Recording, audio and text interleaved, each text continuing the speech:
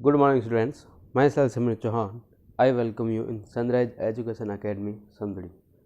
तो पिछले क्लास में अपन ने 17 चैप्टर कंप्लीट कर लिया था, ठीक है। तो आज अपन स्टार्ट करते हैं चैप्टर नंबर 16, जो कि है सरफेस एरिया एंड वॉल्यूम, मतलब पृष्ठीय क्षेत्रफल एवं आयतन। उसमें अपना आज का टॉपिक है सिलेंडर, जिसको हिंदी में बोलते हैं बेलन। बेलन अब वो वाला नहीं जो अपन रोटी बनाते हैं किचन में, वो वाला बेलन नहीं। बेलन एक शेप होता है, सिलेंडर एक शेप होता है, उसका नाम होता है। ओके, तो कंटिन्यू करते हैं। ना टॉपिक है सिलेंडर।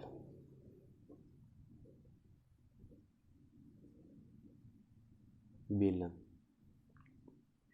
ठीक है।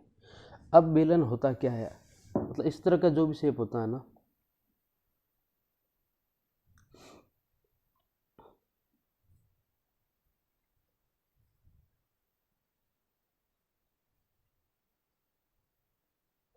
उसको अपन क्या बोलते हैं, बेलन बोलते हैं। क्या बोलते हैं, बेलन या फिर सिलेंडर, ठीक है।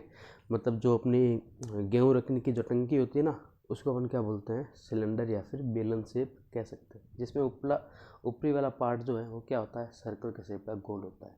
और सबसे लास्ट वाला जो उसका पेंदा जो होता है, ठीक है, सबसे नीचे वाला हिस्सा, वो भी क्या होता है, एक सर्कल होता है, सेम, ठीक है। और बीच में क्या होता है, एक कर्व्ड शेप होता है। क्या होता है, कर्व्ड शेप।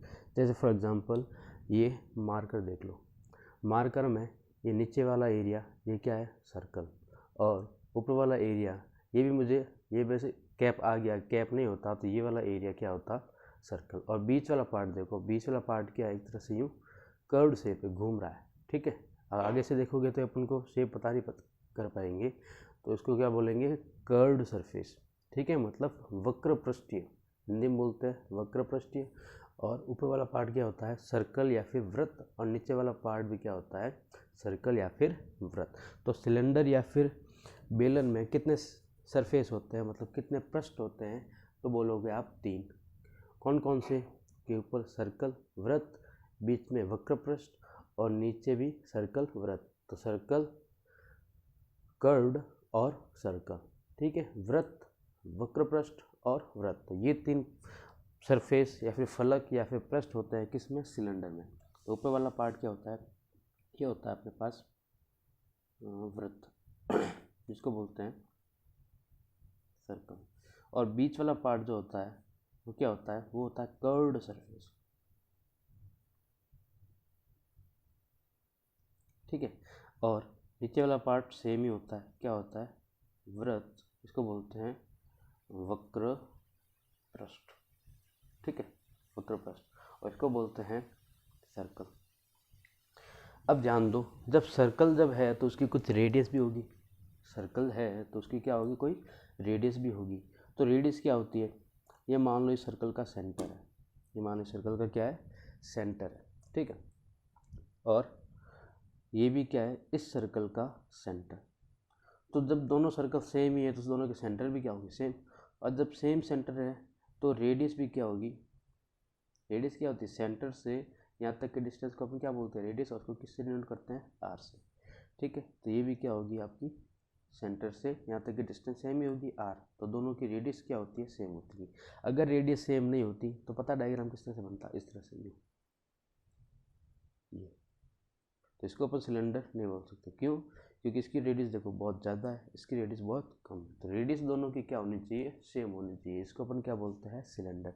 इसको सिलेंडर या फिर बेलन नहीं बोलेंगे, इसको अपन क्या बोलते थे, त्रिज्या, रेडियस त्रिज्या। तो क्या होती है, दोनों की सेम होती है।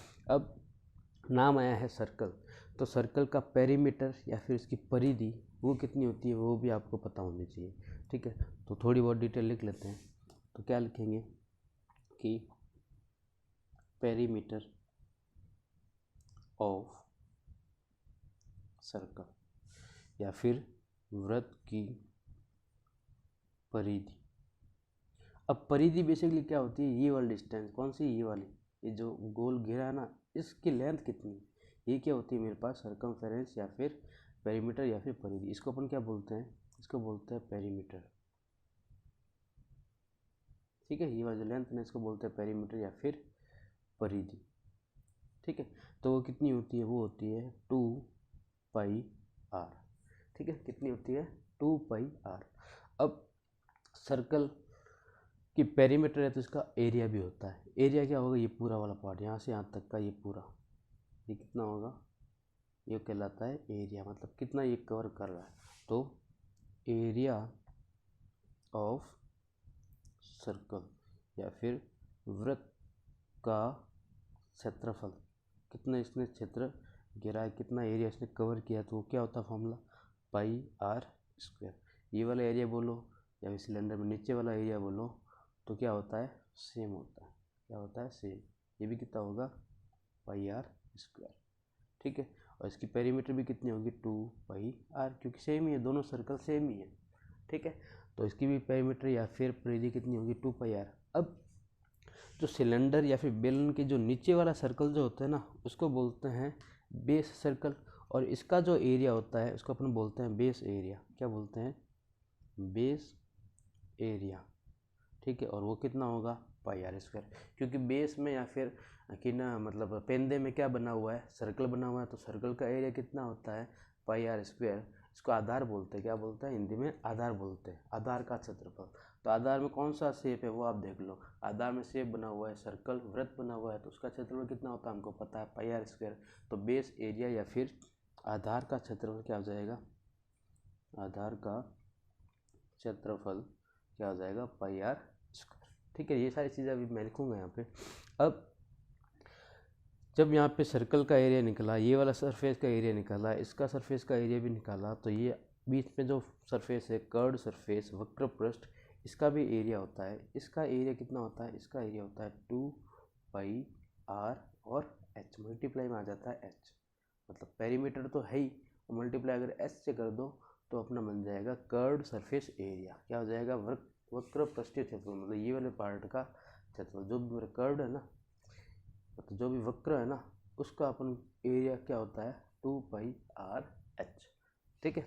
कौन सा एरिया, मार्कर में दिखा देता हूँ, ये वाला एरिया, जितना भी है ना, ये पूरा, ये जितना भी कर्ड हो रखा है, इस एरिया का फॉर्मूला क्या होता है, 2 पाई आर एच।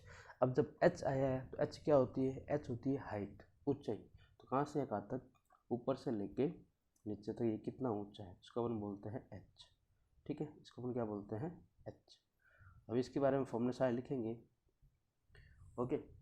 तो समझ में आ गया होगा, सिलेंडर या फिर बेलन किस शेप को कहते हैं, ऐसा शेप जिसमें ऊपर क्या हो, सर्कल बना हुआ हो, नीचे भी क्या हो, सर्कल बना हुआ हो, और बीच वाला पार्ट क्या हो, वक्र पृष्ठीय हो या फिर कर्व्ड सरफेस में हो, उसको अपन क्या बोलते हैं, सिलेंडर या फिर बेलन। जैसे फॉर एग्जांपल ये मार्कर, इसका ऊपर वाला पार्ट भी सर्कल, अगर ये कैप हटा दूँ, ये कैप अगर मैं ना लगाऊँ तो क्या दिख रहा है, सर्कल दिख रहा है, ठीक है। और बीच वाला पार्ट क्या, कर्व, और नीचे वाला पार्ट भी क्या है, सर्कल है, तो उसको अपन क्या बोलूँगा मैं, सिलेंडर या फिर बेलन। अब इसके बारे में कुछ फॉर्मूले लिखते हैं, ठीक है।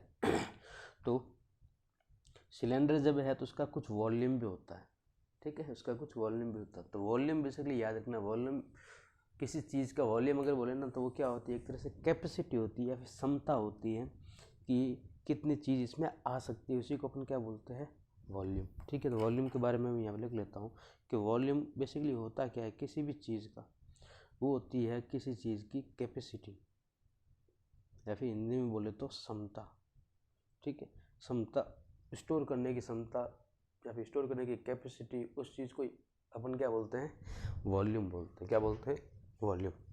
तो अब इसका अब कितने स्टोर करने की क्षमता है ये अपन को पता नहीं, तो उसका एक फॉर्मूला होता है वॉल्यूम, तो वो भी मैं लिखाऊंगा अभी, ठीक है। तो अभी चलो इसके फॉर्मूलेस के बारे में बात करते हैं, ठीक है।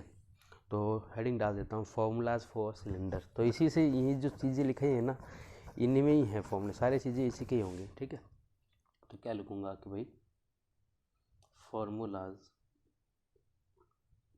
फॉर सिलेंडर, ये तो आपका बेसिक नॉलेज के लिए बताया था मैंने। अब ये वाली जो चीज़ें ये आपको याद होनी चाहिए, मतलब बेलन के लिए सूत्र,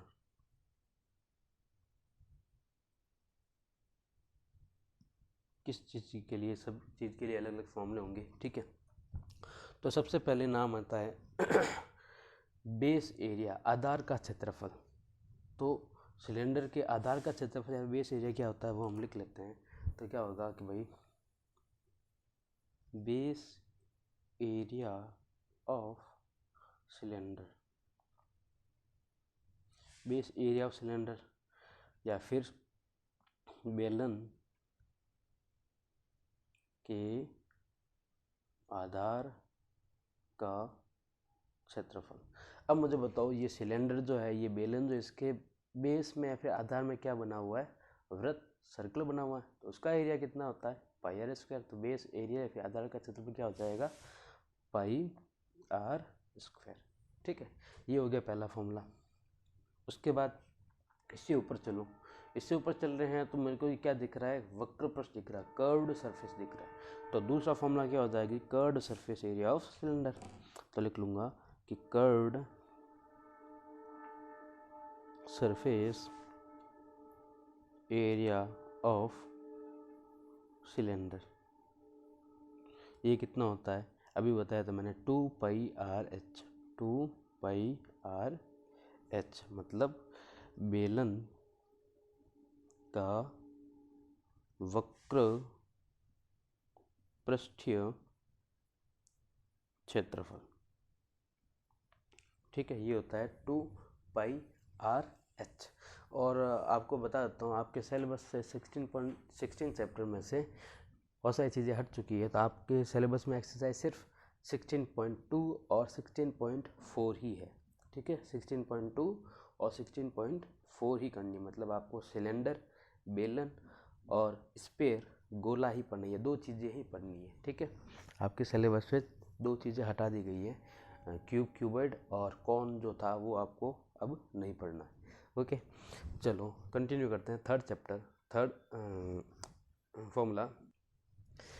अब थर्ड फॉर्मूला है टोटल सरफेस एरिया, टोटल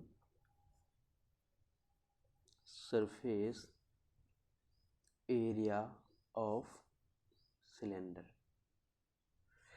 ये होता है 2 pi R bracket H plus R. Hindi में बोलते हैं कि बेलन का संपूर्ण पृष्ठीय क्षेत्रफल, ये कितना होता है, 2 pi R H plus are. अब ये चीज़ मैं आपको बता देता हूँ, ये फॉर्मूला आया कैसे। ये देखो, एक सिलेंडर वापस बना देता हूँ छोटा सा। टोटल सरफेस एरिया फिर संपूर्ण पृष्ठीय क्षेत्रफल, देखो नाम से पता चल रहा है, total surface area of cylinder, बेलन का संपूर्ण पृष्ठीय क्षेत्रफल। तो सिलेंडर में या फिर बेलन में जितने पृष्ठ होते हैं ना, उन सभी का एरिया आप ऐड कर दो तो मेरे को क्या मिल जाएगा, टोटल सरफेस एरिया। तो एक पृष्ठ तो ये सर्कल होता है, दूसरा पृष्ठ ये नीचे वाला सर्कल होता है, और तीसरा पृष्ठ ये बीच वाला होता है, वक्र पृष्ठ या फिर कर्व्ड सरफेस। ठीक है, तो इसका एरिया मेरे को पता कितना होता है, पाई आर स्क्वायर। इस बीच वाले का एरिया कितना हो गया, भाई 2 पाई आर एच। इस नीचे वाले का कितना होता है कि पाई आर स्क्वायर। तो इन तीनों को अगर आप जोड़ दोगे ना तो ये वाली इक्वेशन बन के आएगी। कैसे, तो जोड़ देखो, pi R square plus 2 pi R H plus pi R square.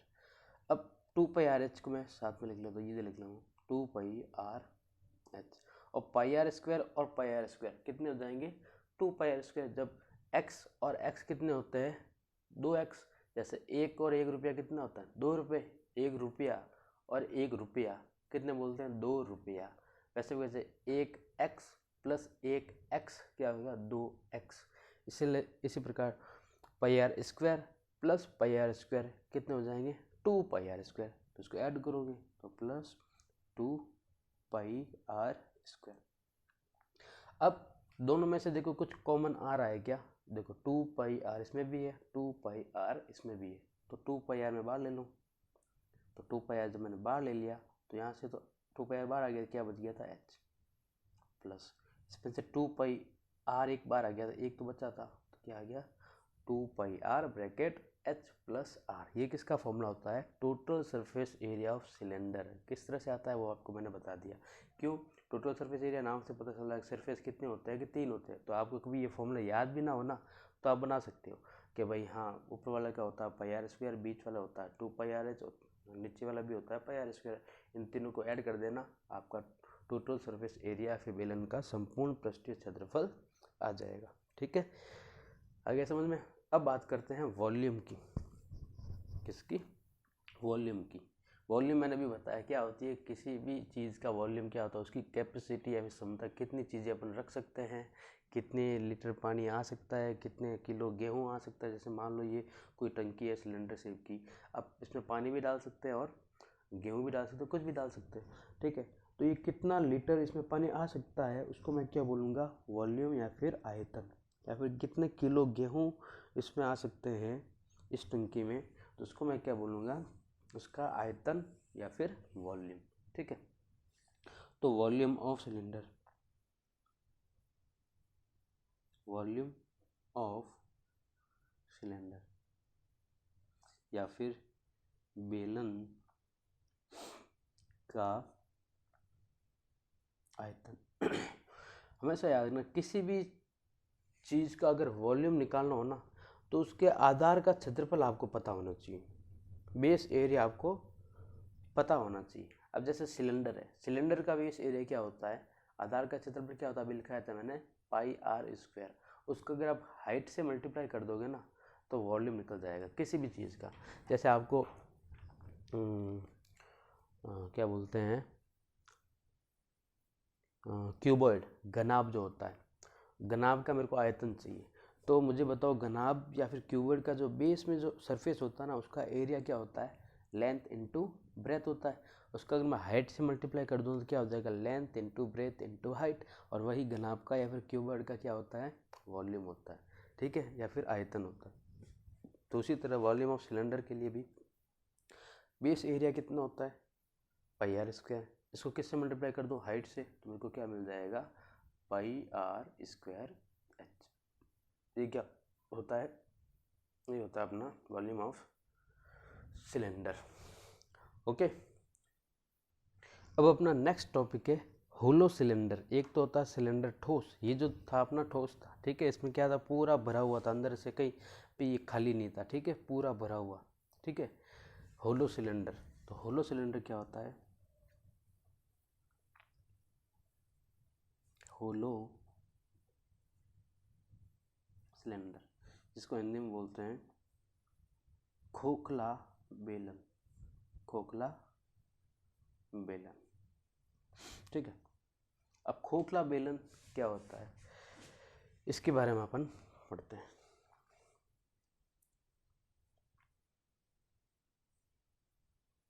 खोखला बेलन में क्या होगा, थोड़ी सी चेंजेस होगा। थोड़ा सा क्या चेंज होगा मैं आपको बता देता हूँ। देखो, खोखले बेलन में क्या होगा, दो सर्कल बनेंगे। कैसे? एक तो ये और एक ये। ठीक है,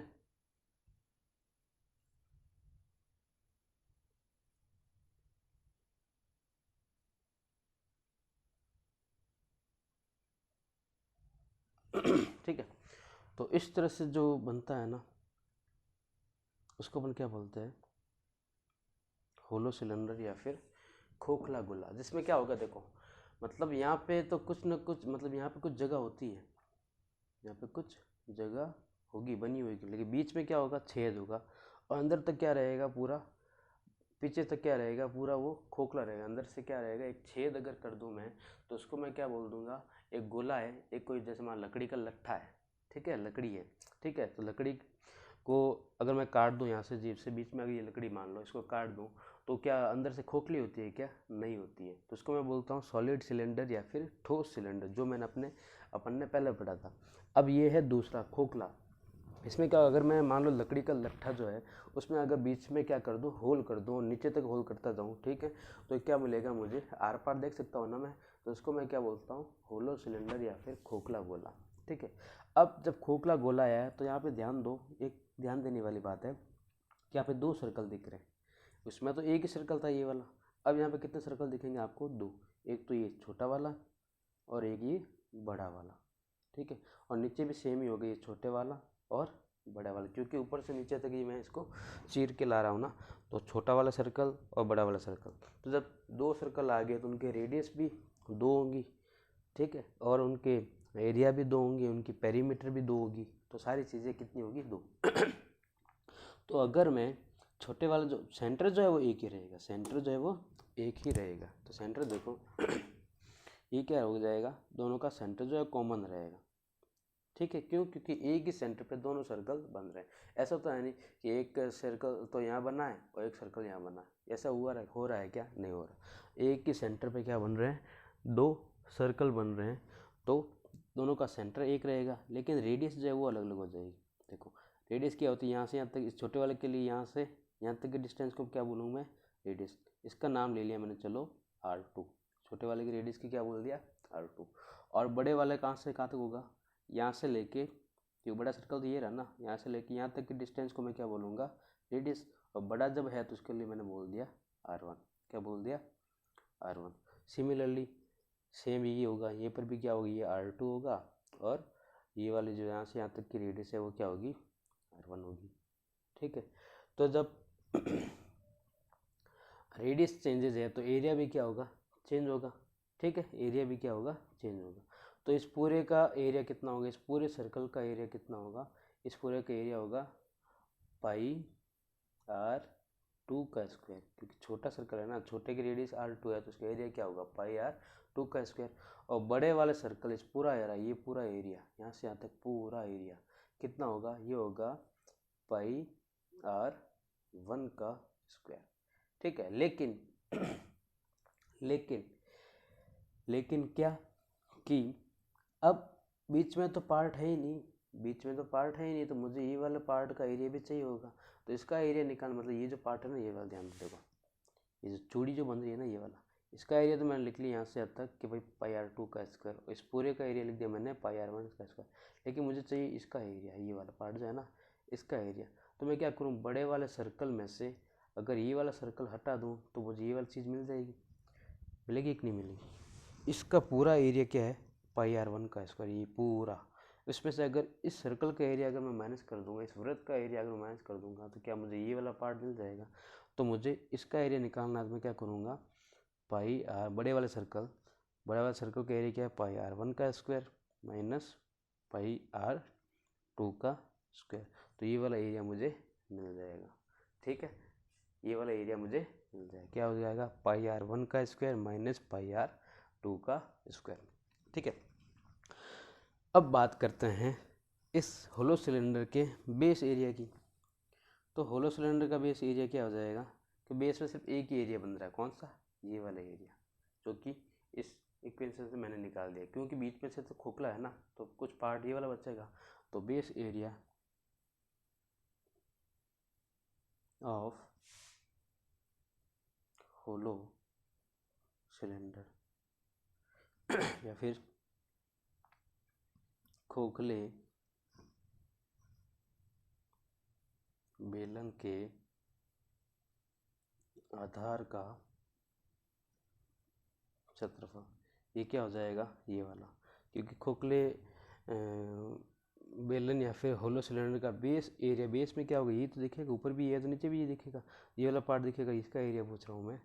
ये वाला एरिया कितना होगा, ये भी निकालना, क्या हो जाएगा, πr1 का स्क्वायर माइनस, जो जाएगा πr1 का स्क्वायर माइनस πr2 का स्क्वायर, ठीक है। इसको अगर मैं शॉर्ट में लिखना चाहूँ तो पाई दोनों में कॉमन आ रहा है, तो पाई और ब्रैकेट में हो जाएगा r1 का स्क्वायर माइनस r2 का स्क्वायर, ठीक है।